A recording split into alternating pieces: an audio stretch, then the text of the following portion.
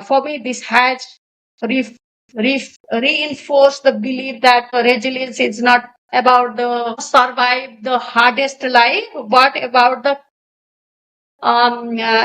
creatively converting it into the possibilities. So we need to always convert it in possibilities. The resilience is that, not just the life with the hardships. That's what I learned from my communities, and it's actually from my entrepreneur taught me this, that we provided a very a few things, and that they are themselves like innovating their own way to do very differently and to serve their communities, creating impact in their communities, which is very very powerful.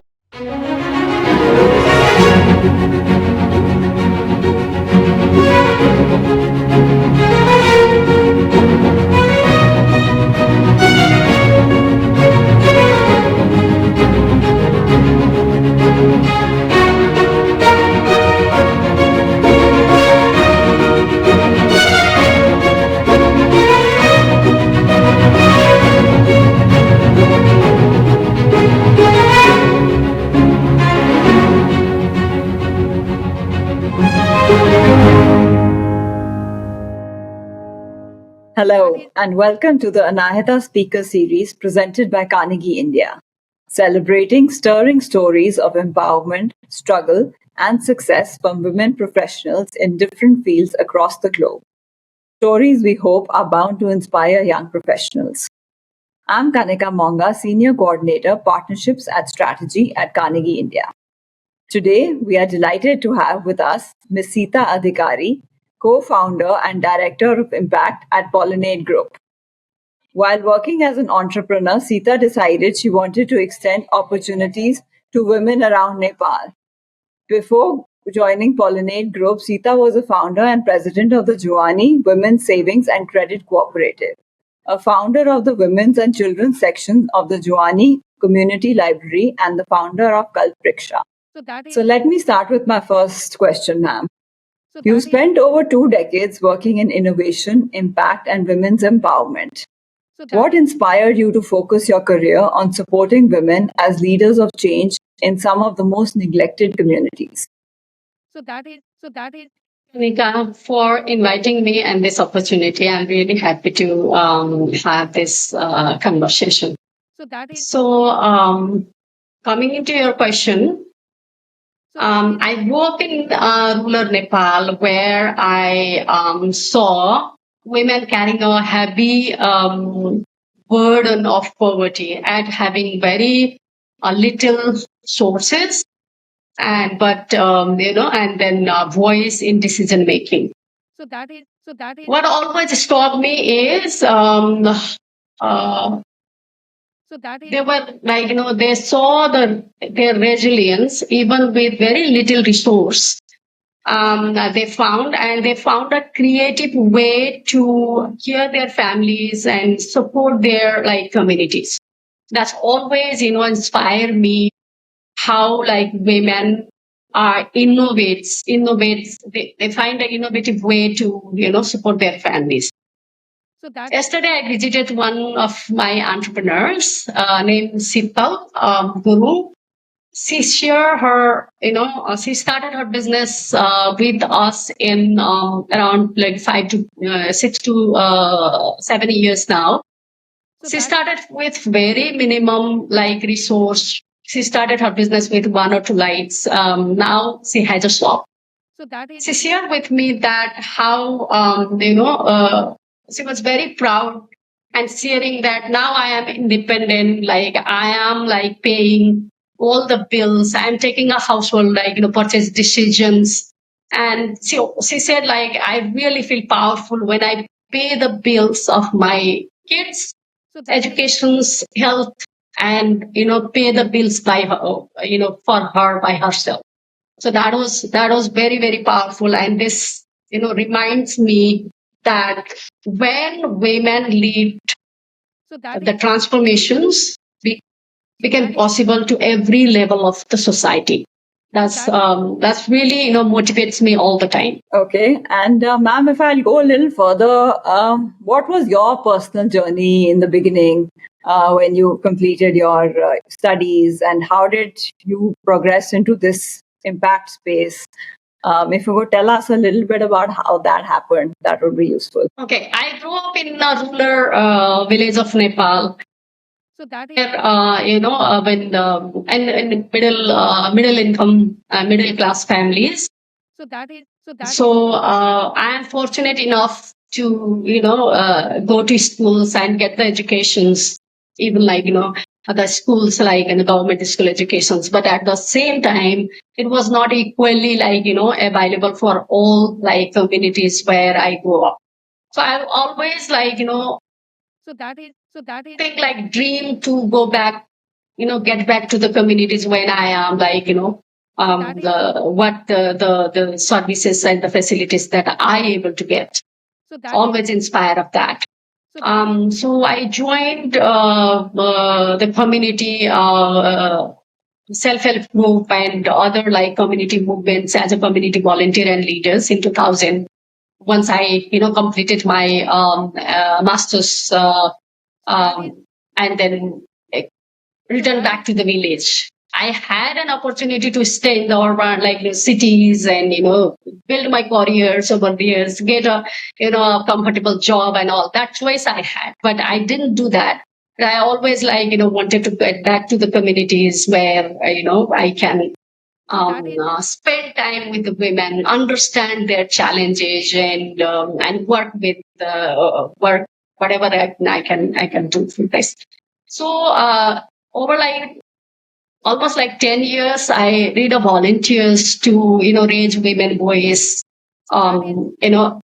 understand the challenges there, and then raise voice in different forums, create different platforms for women to have a safe place to gather, share the challenges and all.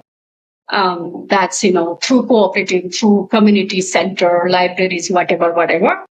This is how I built it, and then with that, like all the activities that I came to know that okay, women, the marginalized women who don't have an opportunity, the majority of women that we score them as women, then these women doesn't have opportunity to either go to the schools or continue their educations or like get the job.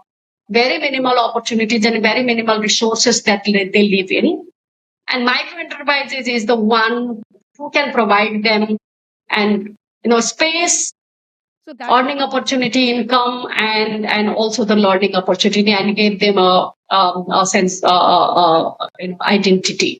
So this is how I was inspired, and I created and I found a cooperatives where I can provide women for with the micro loans as well as saving space, and also learning opportunity with the trainings or living trainings and other opportunity as well. This is how the journey has started and saved. And then later on we I realized that I found there is a huge gap of understanding how we actually support women. It's not enough for a women who provide like only the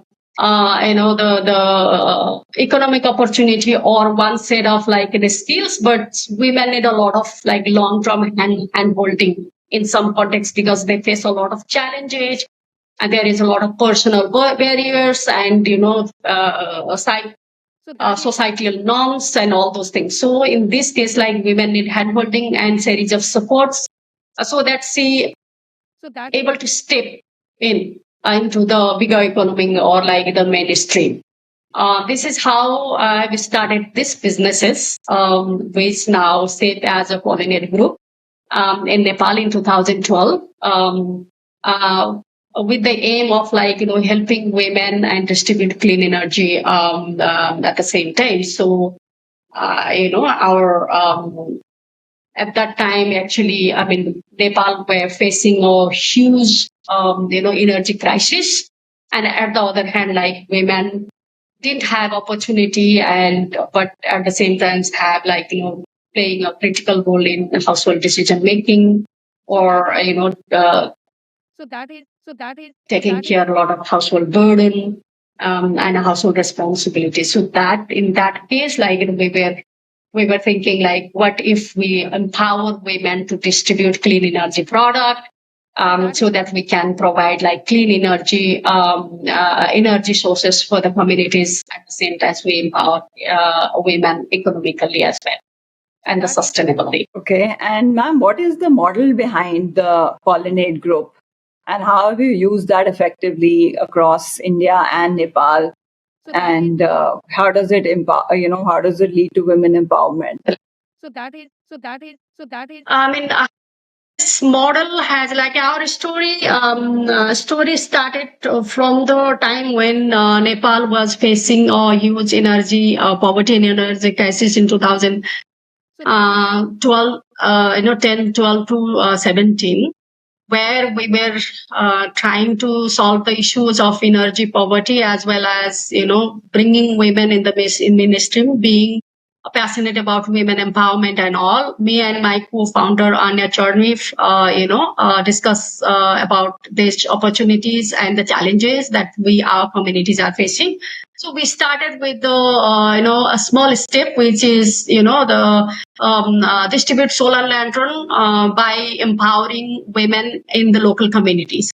So, but the model has evolved very soon from distributing clean energy to establishing a micro enterprises run by women very soon naturally.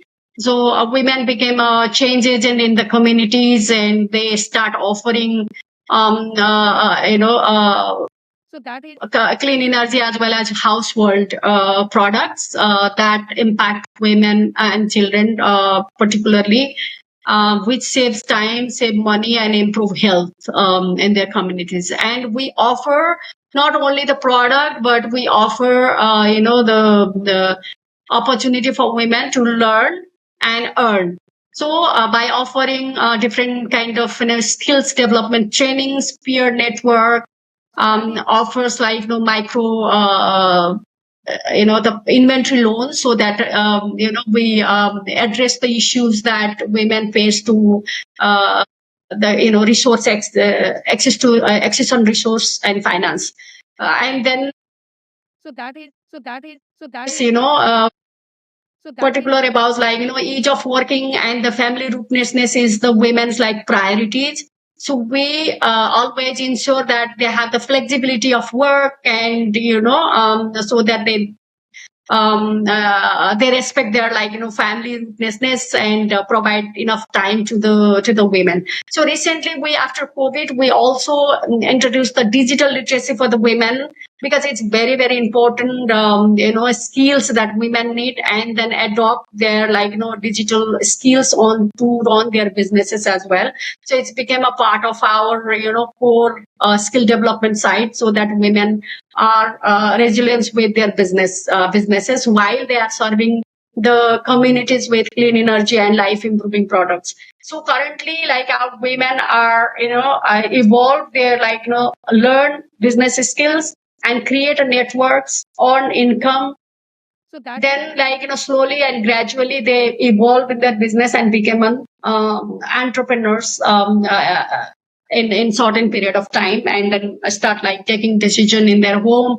Ultimately, like we want women to be a powerful agent, like change agent in the society, while she is providing like the taking care of their family as well as by herself, like improving herself in from next path.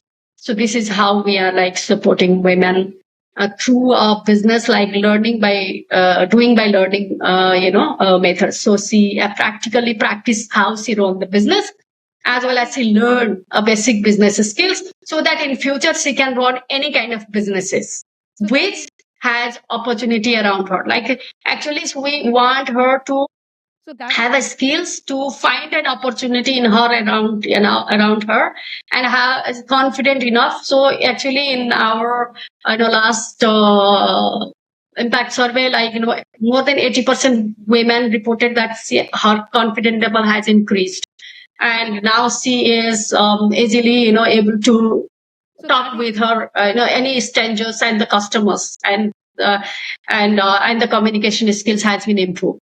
So this is the basic, like women want to acquire and then run business progressively.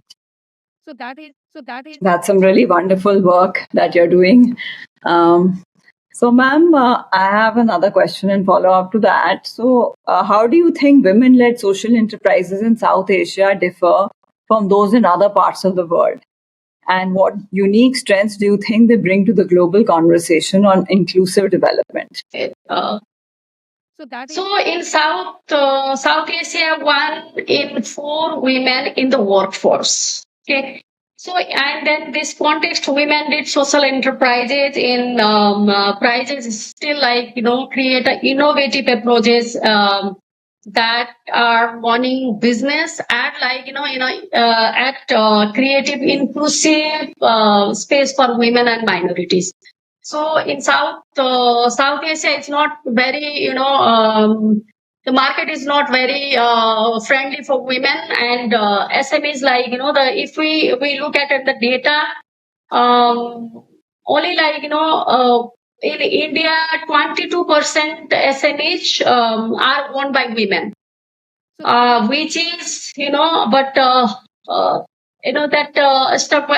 So this shows women enterprises is still a minority pathway. It is the powerful when supported like by collaborative platform. India has recognized almost like 100 million women into into 9 million SMEs self-help group under national ruler. This is NRLM, which is the very very largest self-help group in India. That brings very good opportunity for women, and it's bring a very inclusive last mile distribution network and trust build network, and then that is very trust built behavioral change network that we can saw in South Asia, and then this network de-risks the credit at the last mile customers, and that is very very important. And in Nepal context, 27% SMEs registers that women lead, but most of the 92% SMEs women leaders are saying that they are facing tough financial crisis. I mean, access on finance is the major constraint for them to run business. They are supporting 22% GDPs, contributing and 22% GDPs, and 2 million jobs created by those SMEs, which means like they have also significant access on has outsized the micro impact. So in this context, if we see this, like there is a lot of the example of that created by Nepal and India on South Global, which bring like very inclusive approach to bring women in the mainstream with the self-help group initiative, as well as all others like social enterprises approaches who brings the bottom to top approach in running enterprises or managing the organizations, and bring like grassroots perspectives, which is very much from South Asia. Nepal also has globally recognized with a very renowned inclusive approach of community forest, where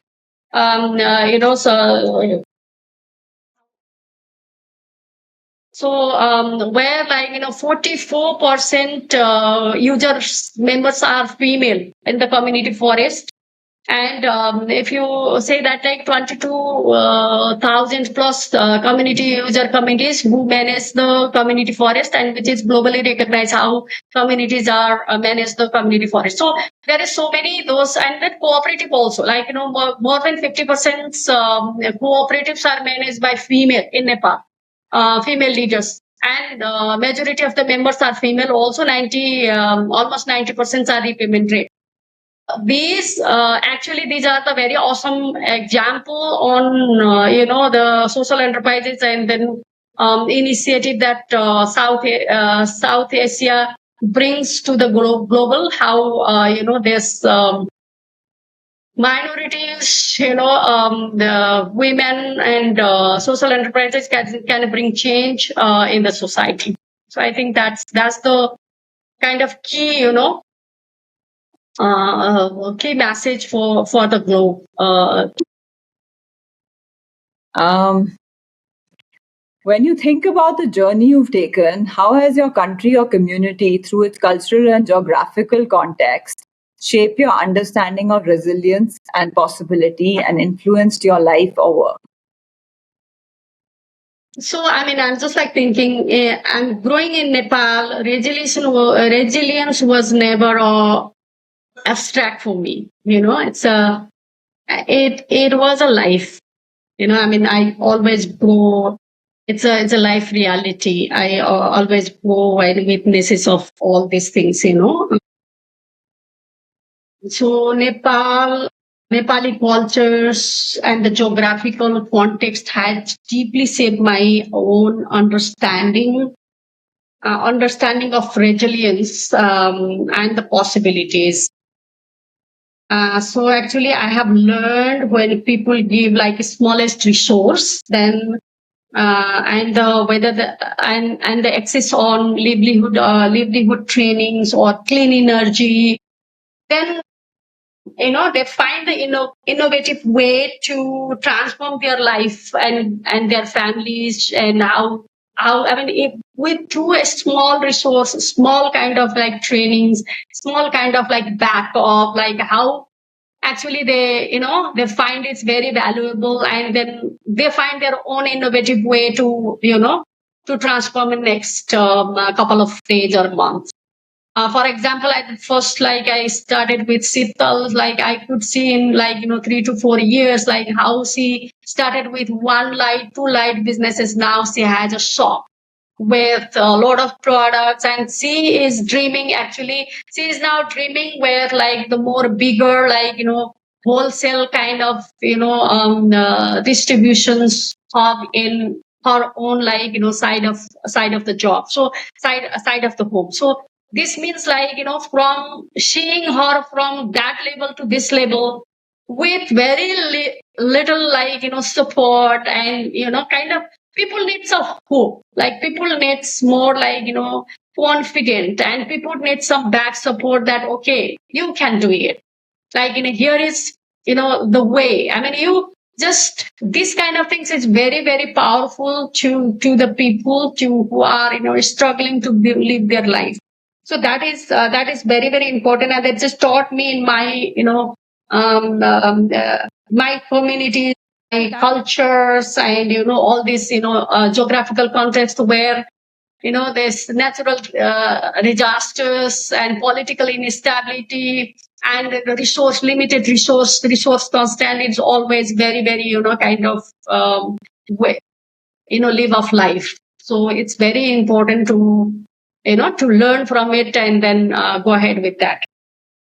For me, this has re- re- reinforced the belief that resilience is not about the survive the hardest life, but about the about creatively converting it into the possibilities. So we need to always convert it in possibilities. The resilience is that, not just the live the life with the hardships.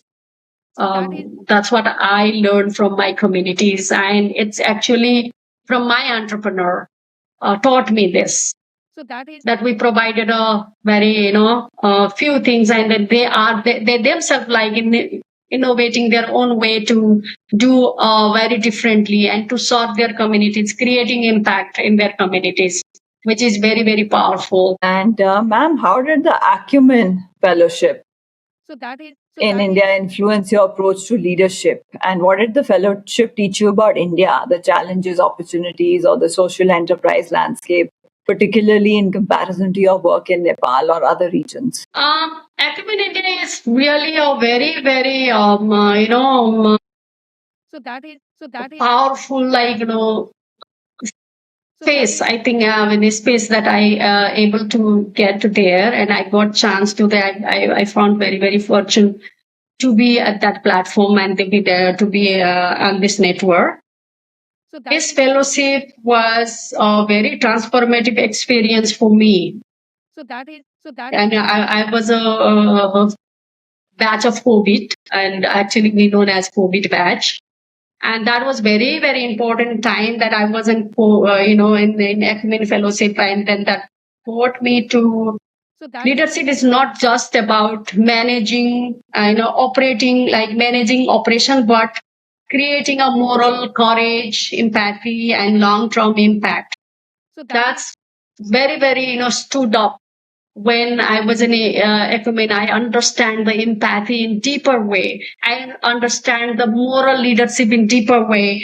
And then how important it is like to live with the moral leadership as a leaders in the organizations. It's not just managing the operation. It's not just, running the business and making profit or paying the paycheck and all. It's more about how you establish, how you shape the people. And then I learned the importance of listening deeply to the communities and understanding the systemic barriers, and redesigning the solution that are both scalable and very, and then human centric and powerful. That is what the spring Acumen Fellows brings me. And then I also understand like the huge landscapes of social enterprises in India, which is a huge kind of huge platform that I could able to know and learn from the social enterprises in India, and the most importantly the network that I am able to join and then learn from each other.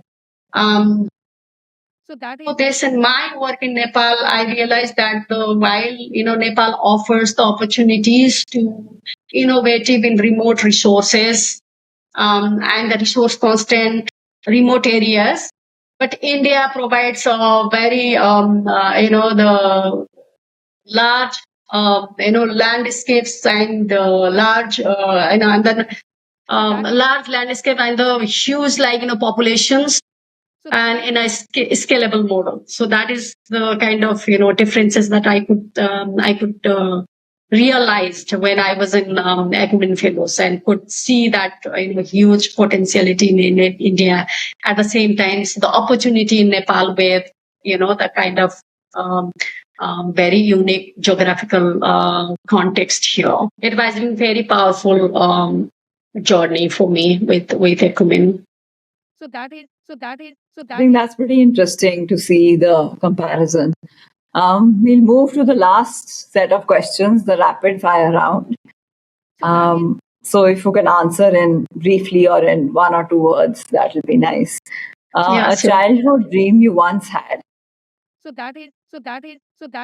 dream to be a change agent. I think when I am trying to rephrase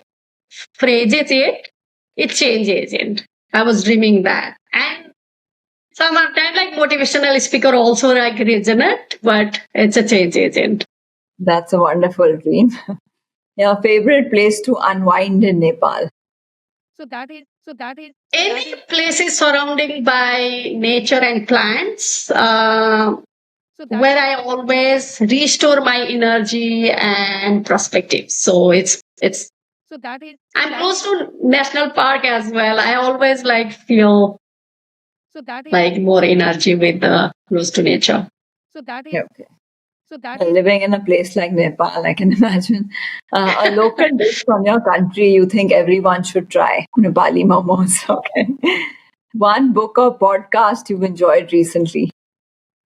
Uh, 21 lesson for 21st century. So Nova Harari's Okay. 21 lessons for 21st century. 21 lessons, understood. A place in India you hope to visit. Kashmir, of course. Okay.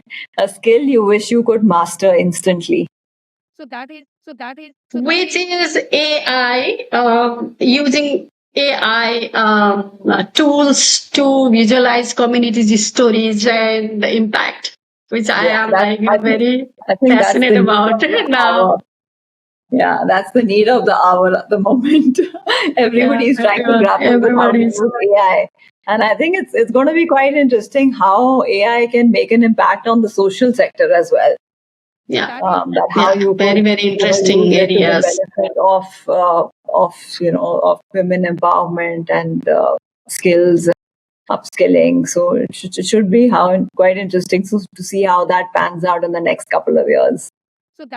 Great. So with that, we'll come to a close on our conversation. Thank you so much, ma'am, for taking out the time for the Anahita Speaker Series. And to our audience, do watch out at Carnegie's India YouTube channel for our next episode. And thank you so much. Thank you very much. Thank you for inviting me.